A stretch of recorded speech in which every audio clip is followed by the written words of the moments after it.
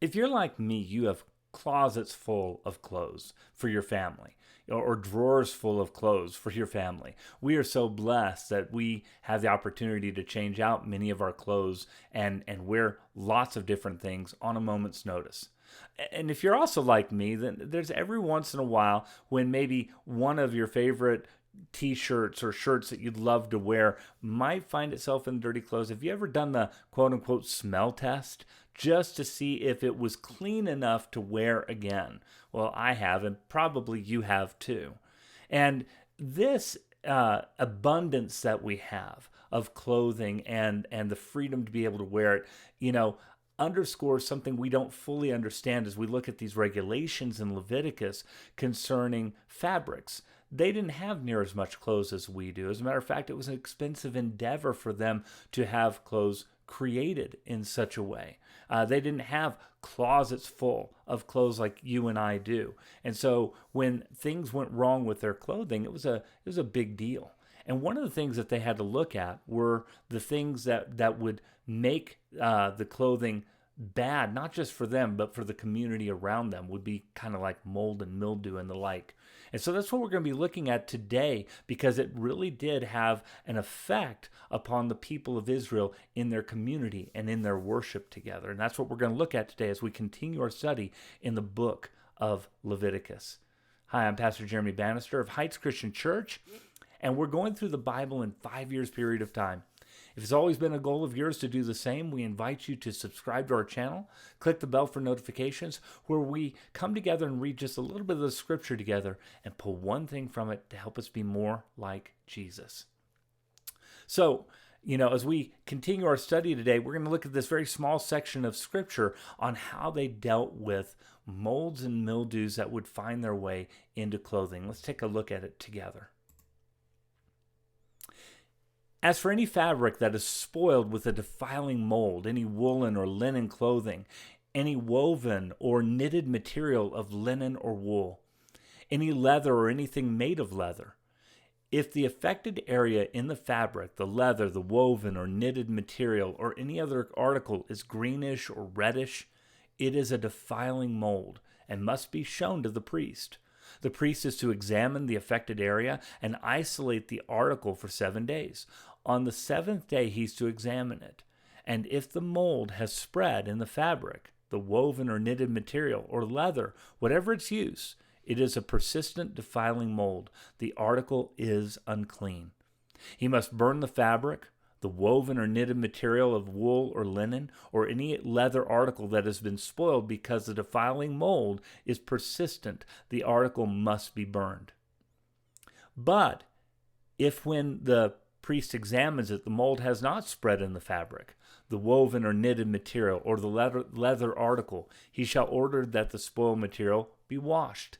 Then he's to isolate it for another 7 days. And if the article has been washed, the priest is to examine it again. And if the mold has not changed its appearance, even though it's not spread, it is unclean.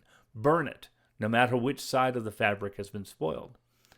If when the priest examines it, the mold has faded after the article has been washed, he's to tear the spoiled part out of the fabric, the leather or woven or knitted material.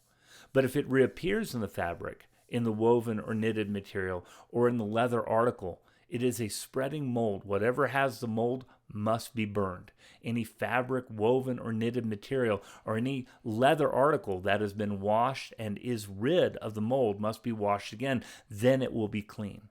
These are the regulations concerning defiling molds in woolen or linen clothing, woven or knitted material, or any leather article, for pronouncing them clean or unclean.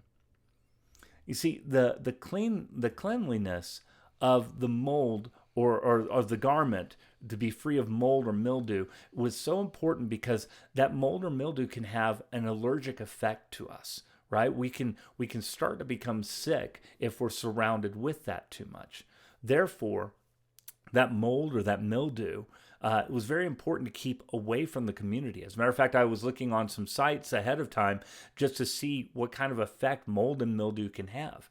And some people have a tremendously allergic reaction to it, that it can affect them in as little as 15 minutes being around something like that. So if you're wearing that on your body and this is your garment that you're wearing all the time, then you can see how that would be an important thing. See, for me and you, the idea of, oh, we just got to throw that away is no big deal, because you and I would have, 20 different sets of clothes. But this wasn't the same in the culture in which the Israelites live.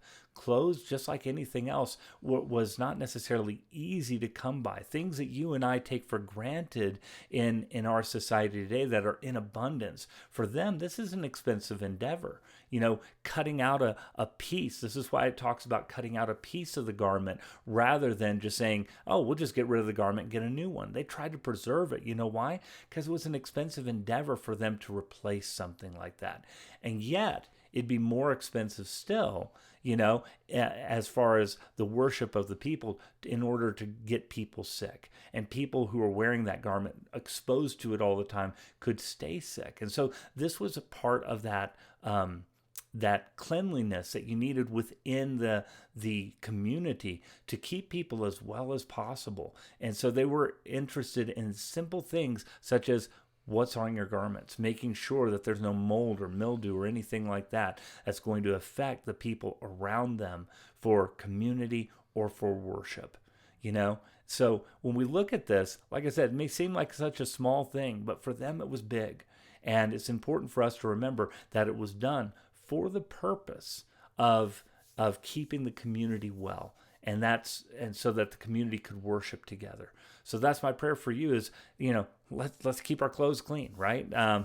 Maybe you and I shouldn't be smelling for that day-old scent, right? Maybe we should be cleaning it just for the sake of cleanliness. And cleanliness, in this case, very well might be next to godliness. God bless you. I hope that helps you this day, and we will talk with you again tomorrow.